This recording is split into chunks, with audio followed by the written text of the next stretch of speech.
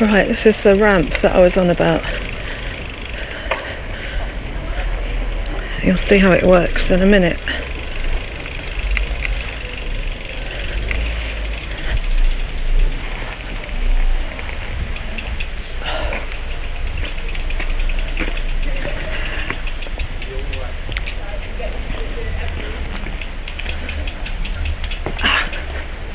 Right, up we go.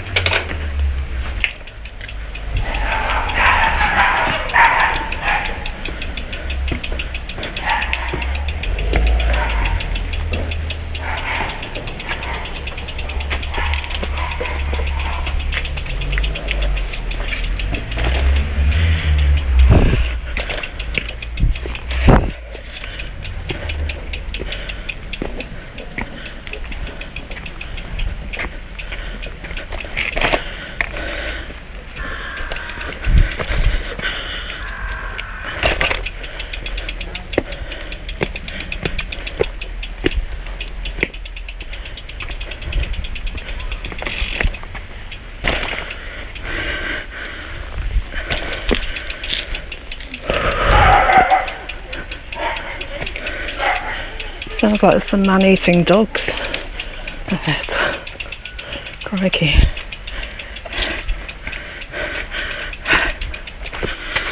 Right, come on bike.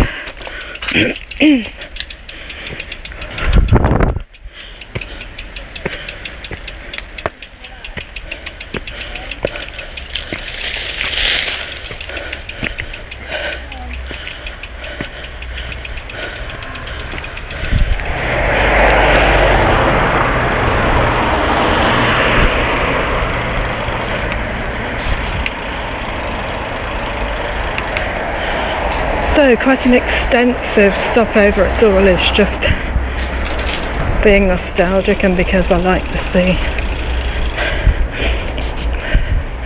I will be back with my wetsuit so I can run into the sea again.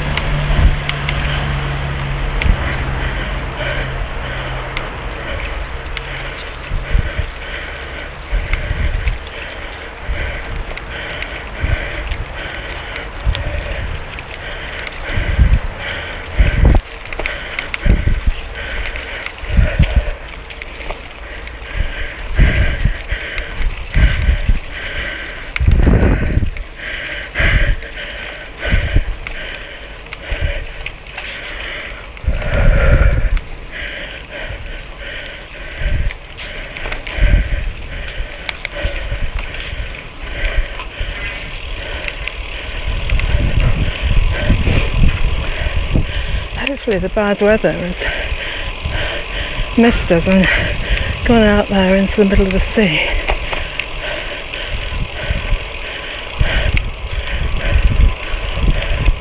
We're on the cliff top here.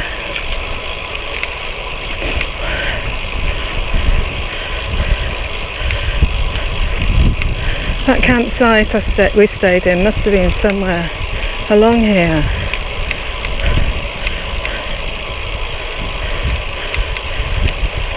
The one where we ran into the sea.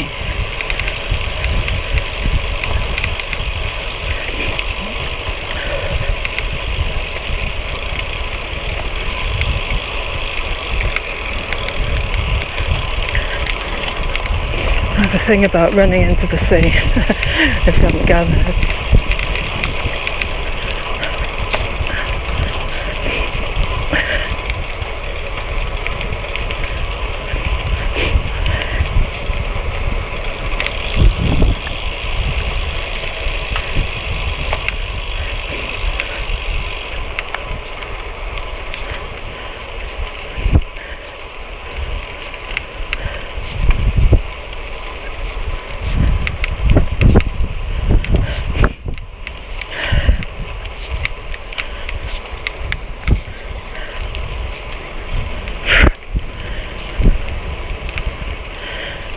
So we're up above the railway line here. The railway line hugs the coast, of course.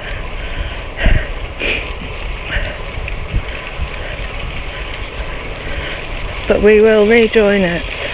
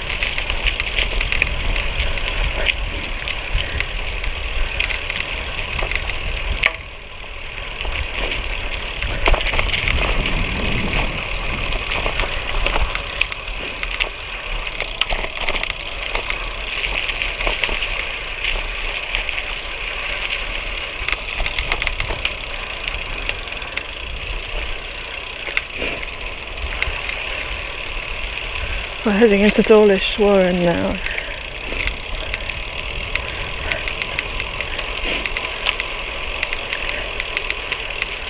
A few years ago I got the most evil food poisoning from a cafe, from a sandwich I got from a cafe in Dawlish Warren. Oh God, was I ill.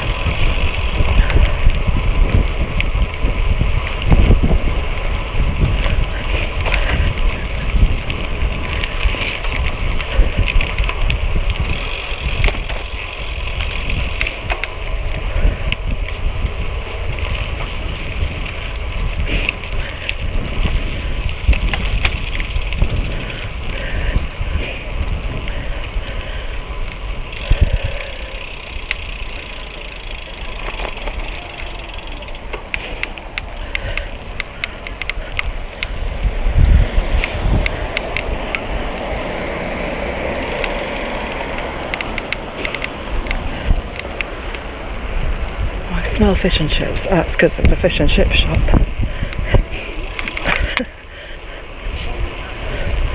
Oh, it smells nice.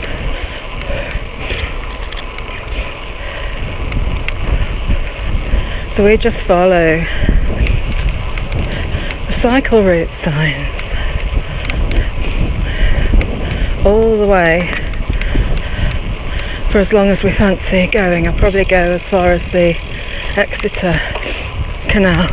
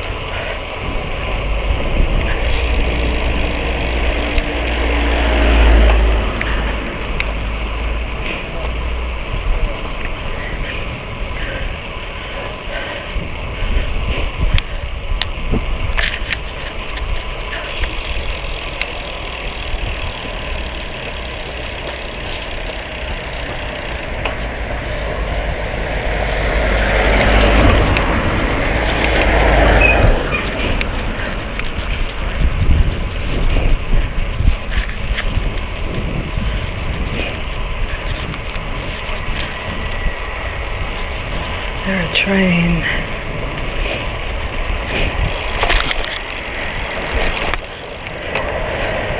Dawlish Warren is really all sort of holiday parks and stuff, which, I mean, we were very fortunate to have grandparents who lived at the seaside at Weston-super-Mare, so every year we'd go there.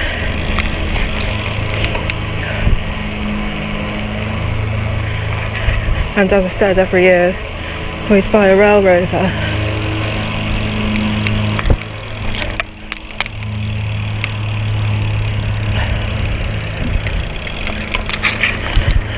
And every day, pretty much every day, except the day we had to go to church on Sundays, we would take the train up the Esk-Estuary. Dawlish was the favourite destination because you could literally jump out of the train with your buckets and spades and head onto the beach in a matter of minutes. Very exciting when you're a young child.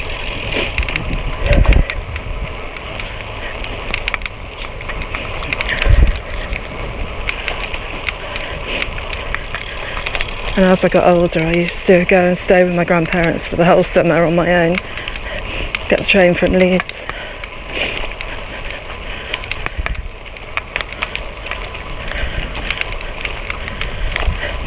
Back then it was the old coaches that you now get on preserved railways, with compartments and things being towed by a hauled rather by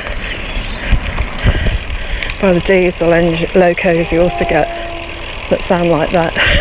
Ding ding. And part of Dawlish station platform was wooden, I always remember. Don't expect that lasted very long. Well, it must have lasted a while. Still there in the 70s. And there's still a signal box on Dawlish platform and another at Teignmouth.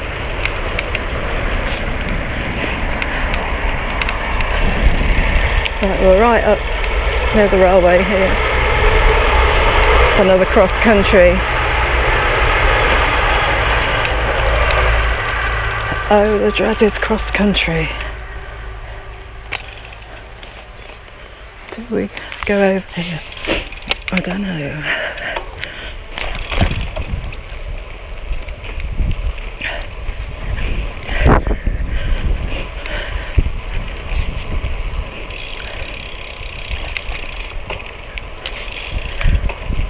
Heading towards Star Cross now.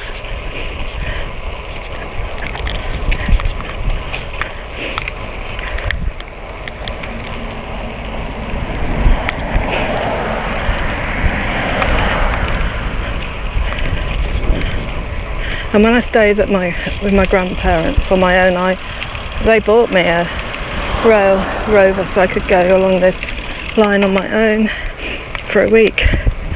And it was the last time I did that, was that gloriously boiling scorcher of a hot summer of 1976. I was 17.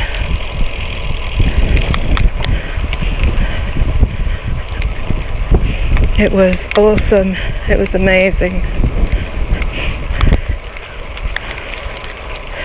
I get in one of those compartment coaches and lie full length with my feet on the seats. Oh, it's starting to rain. I've not got any waterproofs with me. It's not like the glorious summer of 76.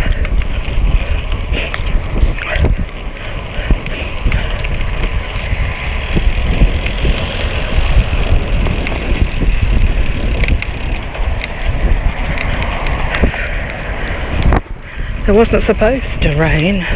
So much for the Met Office. Hopefully it'll pass over.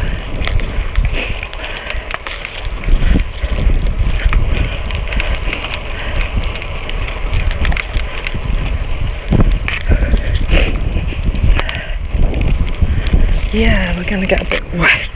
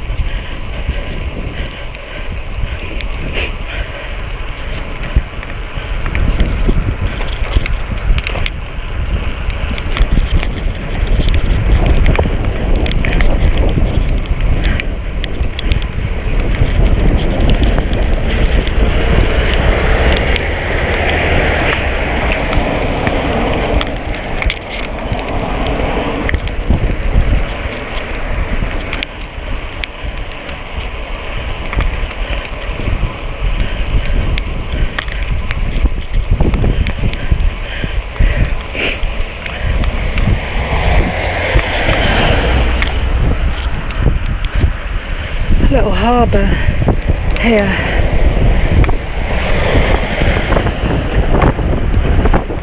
Ooh.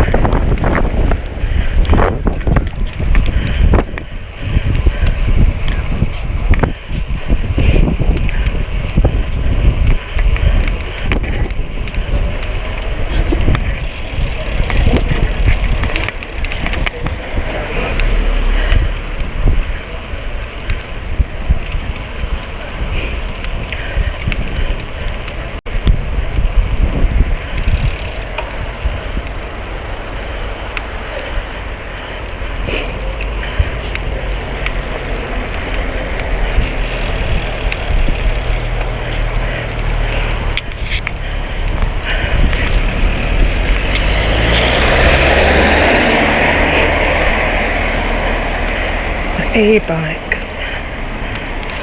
Yeah.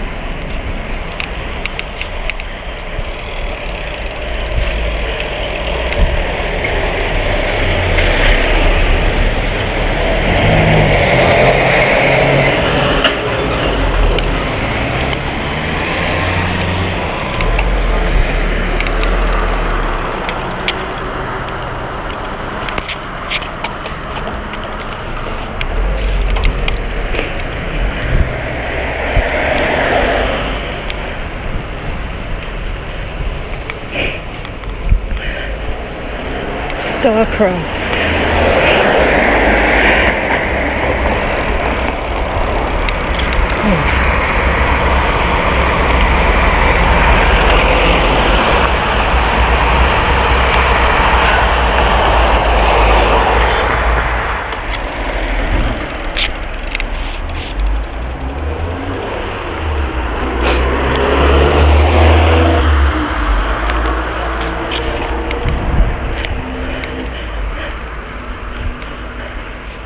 This is the old atmospheric railway pumping station by Brunel.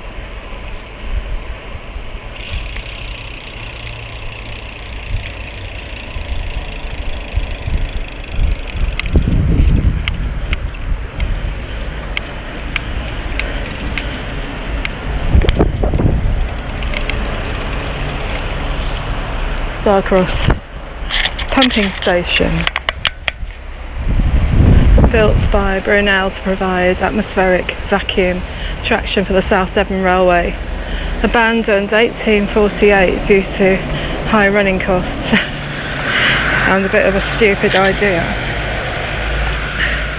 The railway station.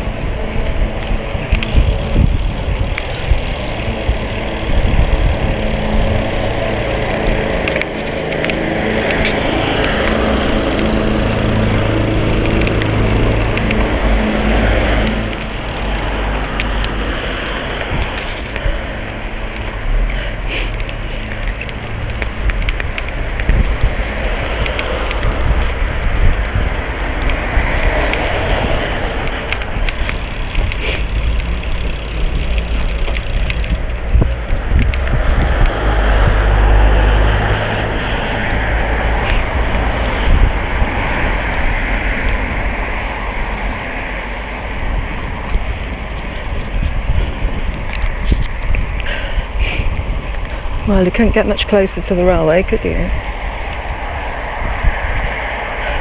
But no train on it.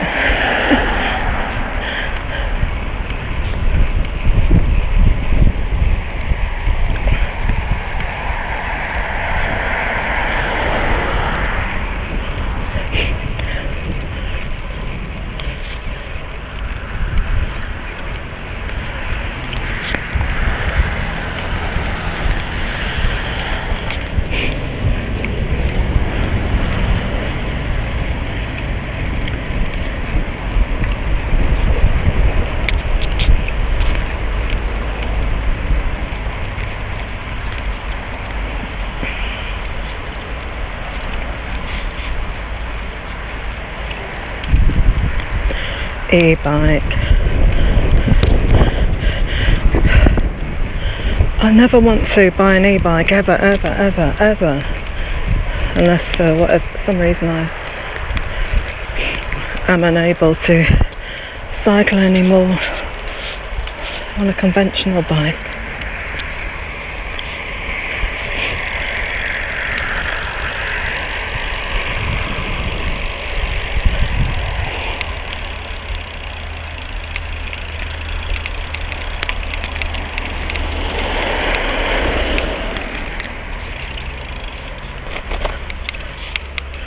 All the sun's come out.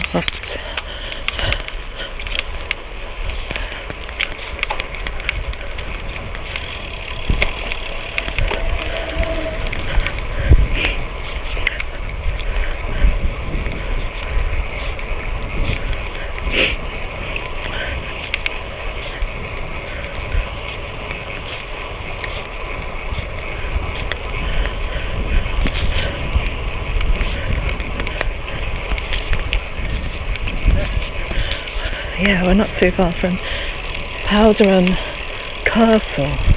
This is one of the gatehouses.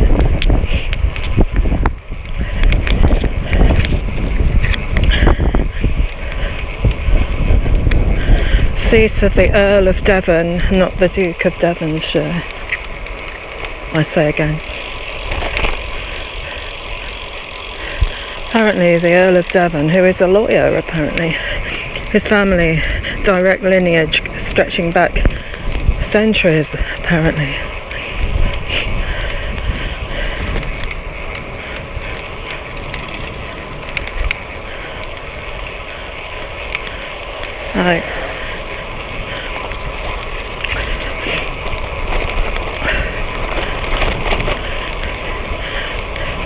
I mean, Powderham Castle was originally a castle of some sort, but it was extensively destroyed in the Civil War and rebuilt and remodelled in the 18th and 19th centuries. So it has a bit of a Gothic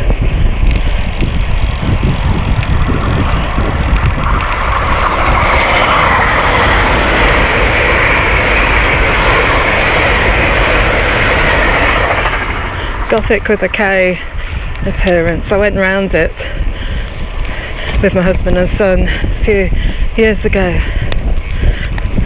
It was quite funny. There's a tour guide, and she kept getting her historical facts wrong. It was really funny. But I didn't correct her because it's not very bit naff doing that.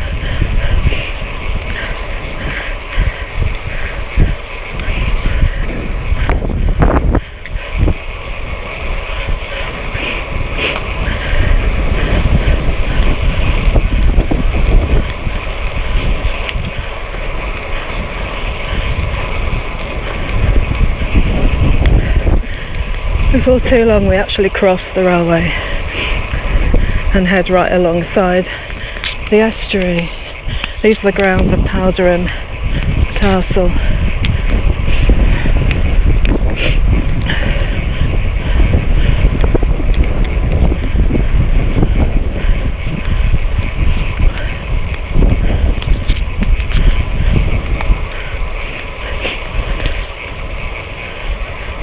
As a child, when we left Exeter St David's and gradually the River Exe came into view, we would get so excited and the train would swing round then towards Dawlish and the promise of buckets and spades. Though I must say the sand at Dawlish was always quite gritty, is still gritty, not very good for building sandcastles.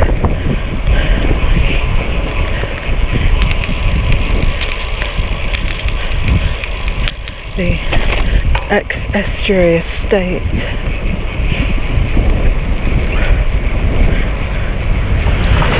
Ooh.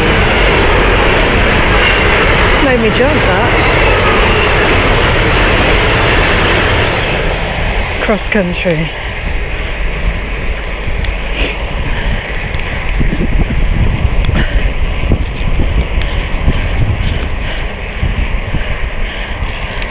Powderham Castle, historic home of the Earl of Devon.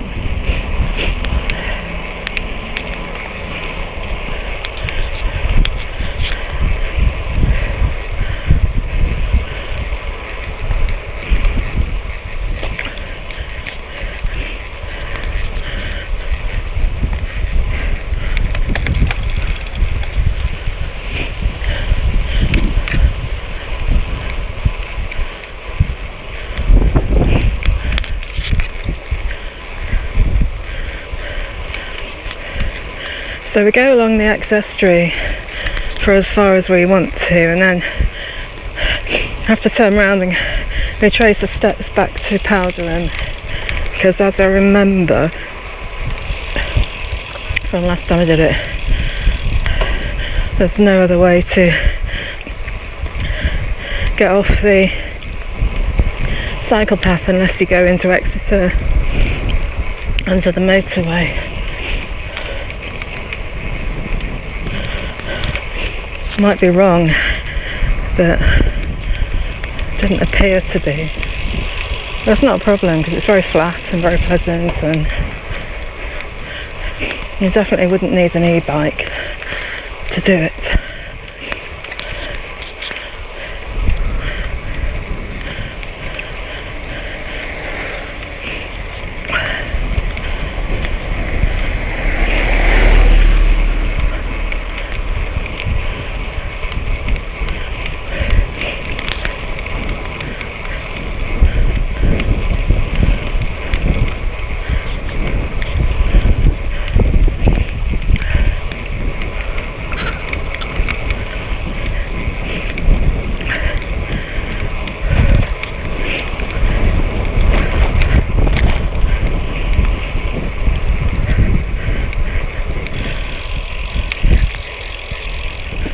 Powderham Church over there.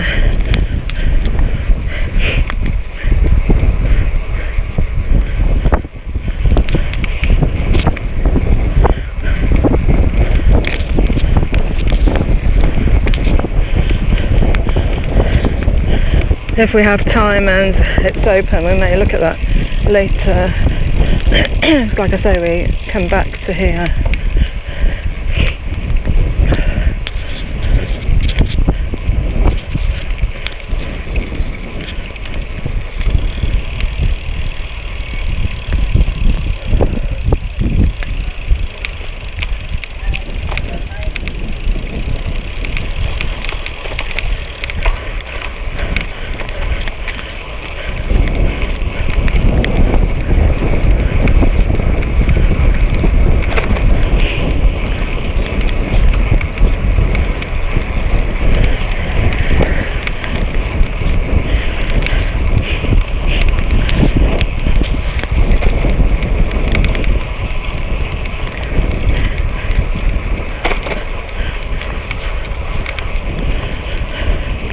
Yeah, we go over this bridge.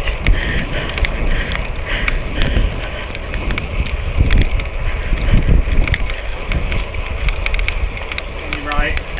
Okay.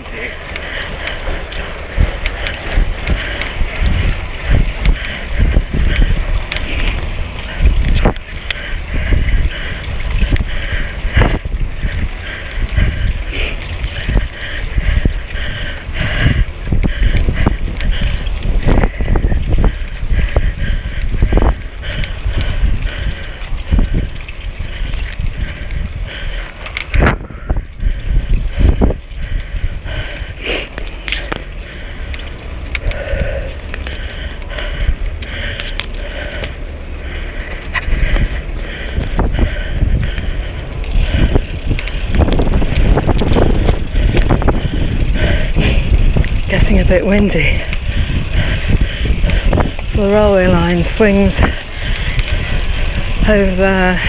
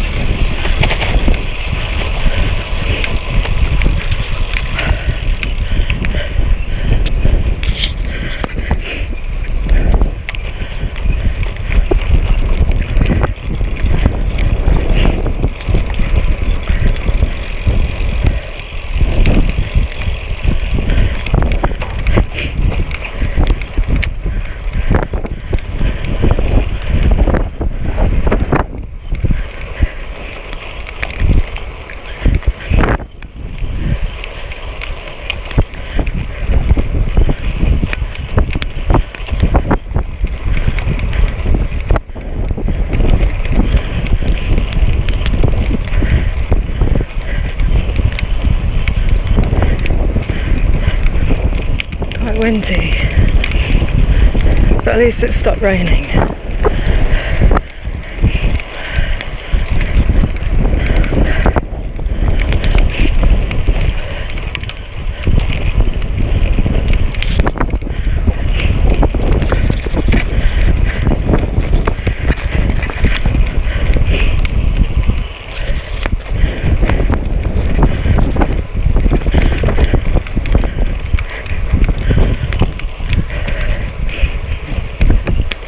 If you're interested, talking about the long hot summer of 1976, and it was also a hot summer in 75, which was a funny summer because I spent a few weeks of it over in south of France with my French pen friend. Oh gosh, yeah. Back then I used to write a detailed diary, and I continue to write over in France, and it is quite hysterical, though I say it myself. A few years ago,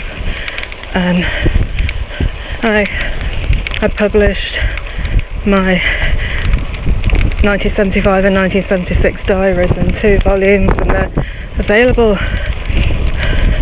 on Amazon. If you're interested and want to see what I got up to in the summer of 75 in France, oh gosh.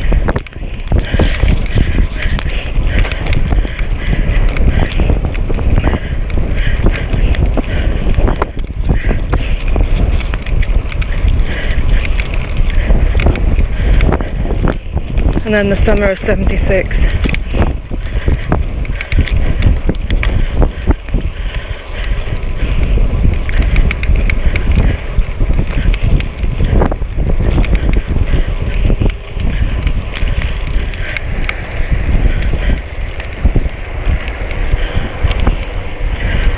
It's very sad actually, because there's another book that I wrote which is available on Amazon. It's a compilation, mainly, of a blog that I used to write for the Western Mercury newspaper, believe it or not. It was called Western from Afar, and I was in Yorkshire obviously writing this blog, which was all about nostalgia of Weston-super-Mare in the 1960s and 70s, when I used to stay with my grandparents. And so they're short chapters, which are, each one is like the blog, a blog post, apart from at the ends where I just bring everything more up to date. But the reason I'm mentioning it is because in that summer of 76, when it was just me at Weston with my grandparents and my family were in Leeds, and I had the Rail Rover ticket, my granddad would drop me off at the station every morning, and he would pick me up every late afternoon when I got back. In the days before mobile phones, when I could tell him which train I was catching, so I think I had to be pretty spot on with what train I was catching.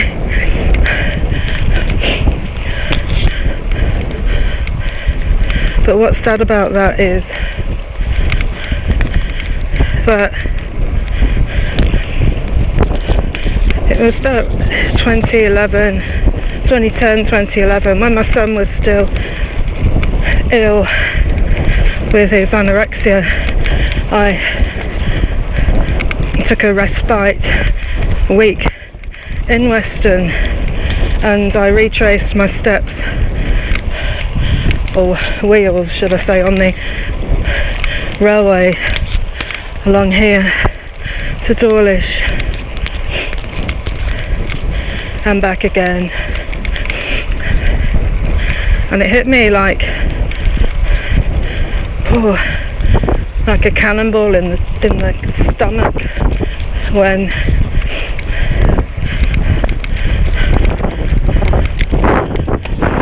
I arrived back at Weston. something in my head had kind of expected in a bizarre, weird sort of way for my granddad to be there, ready to pick me up like he used to do. Of course he wasn't, but it hit me so hard. It took me a while to recover. Very sad, very moving. But I think my emotions were very high at the time with my son being ill.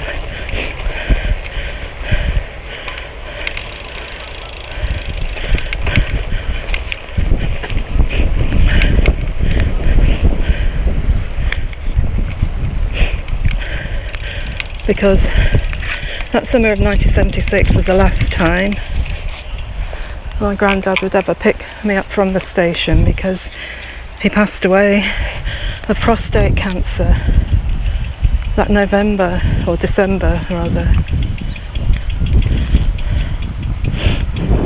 And to bring it all up to date, my mum, who has dementia, she said to me last week, did I ever remember my granddad? Did I ever get to meet him or know him? I said, yes, of course. For the first 18 years of my life, and I said I loved him very dearly. It's so sad that she's all mixed up in her head.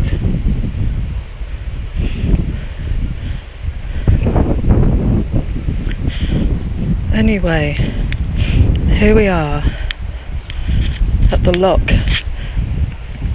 on the Exeter Canal. This, changing the subject completely, this is the earliest canal to be built, as far as I know, in Britain, and the earliest lock.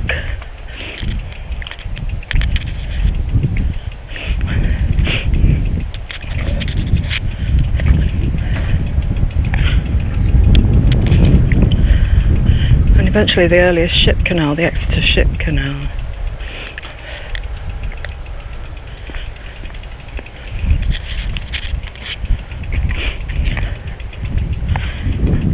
Very peaceful here, isn't it?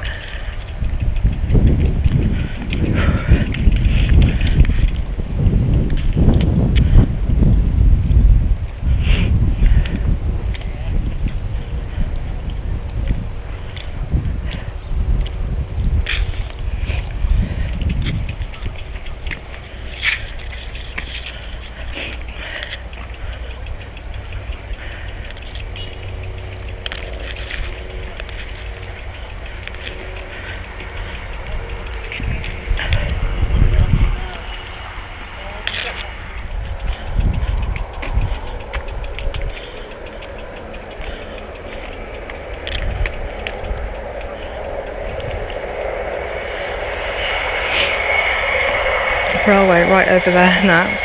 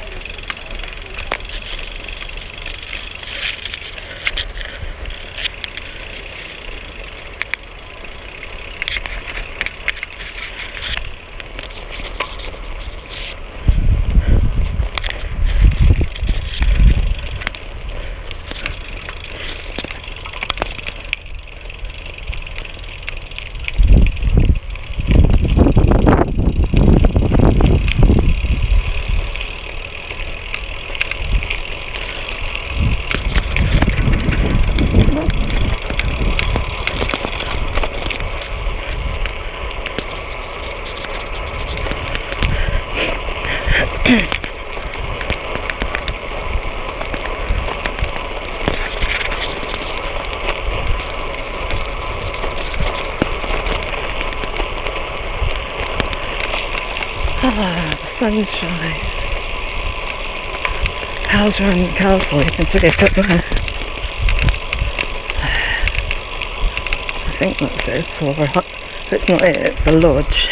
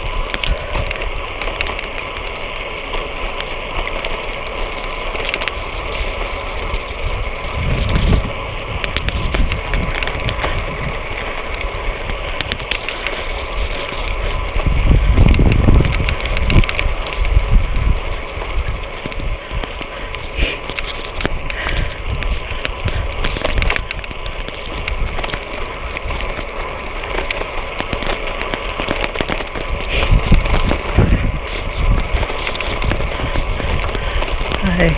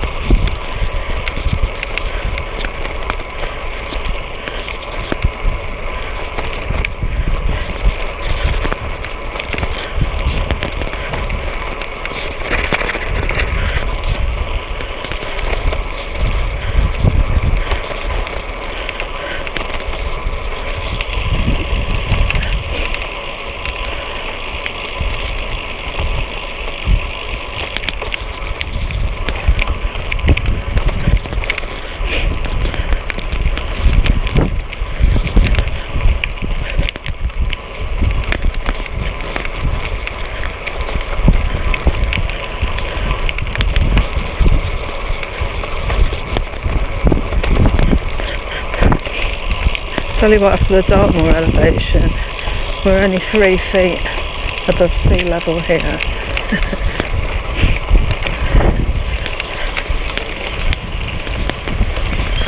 Well, I mean, of course.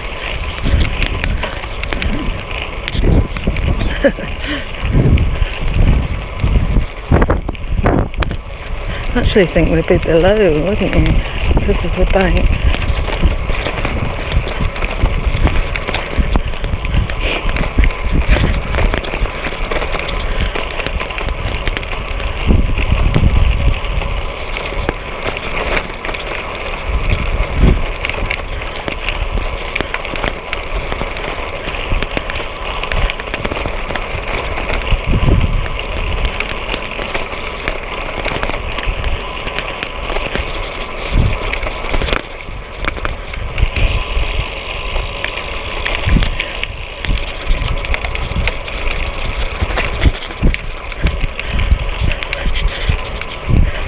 We'll just stop for a bit here. You can sit on the wall,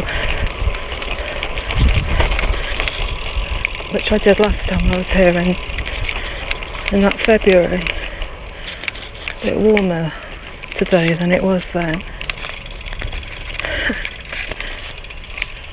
And now the sun's out and we get to watch the trains.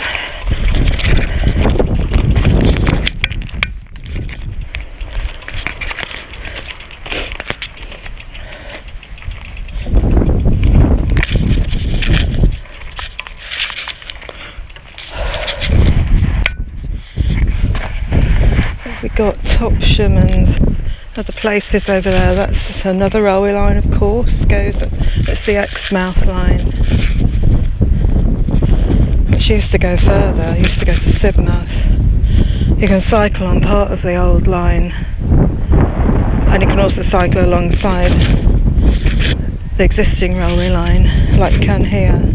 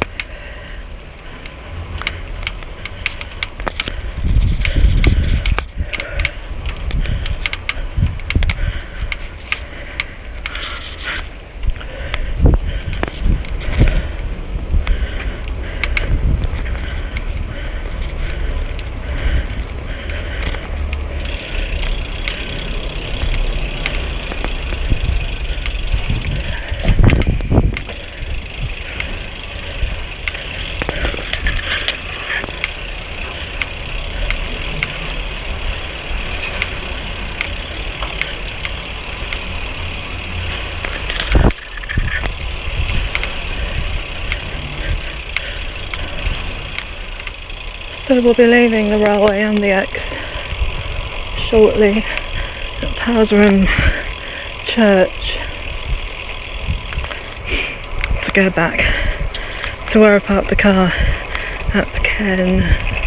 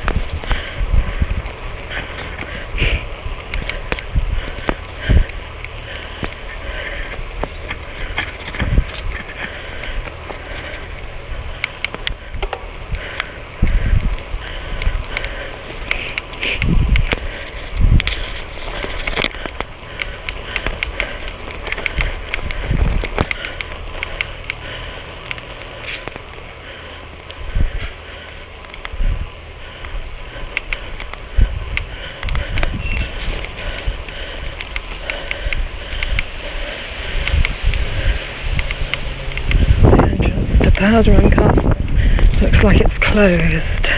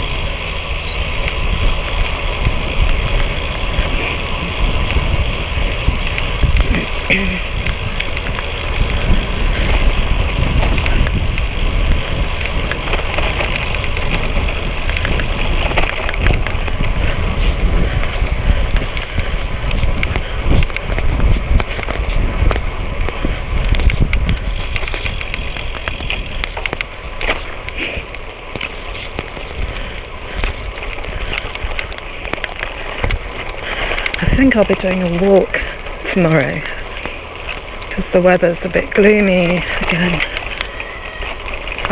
Because I fancy doing a walk.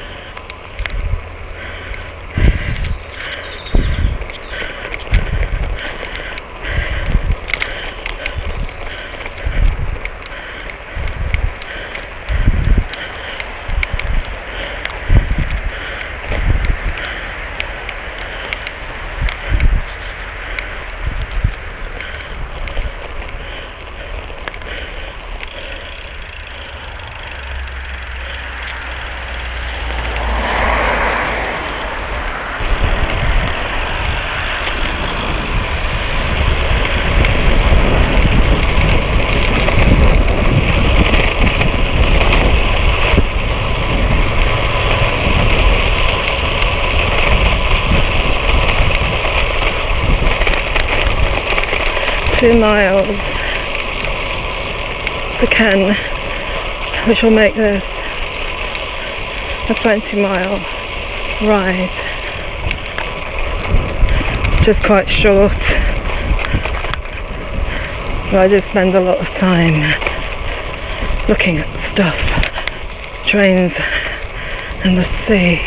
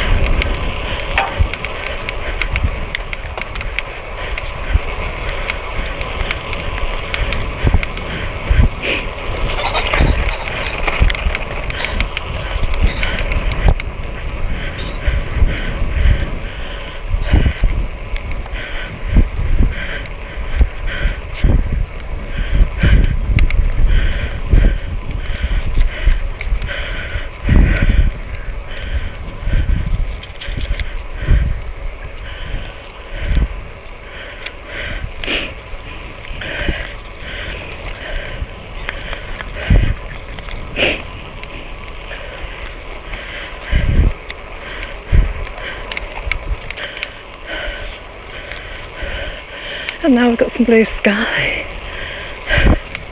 Got a mixture of weather.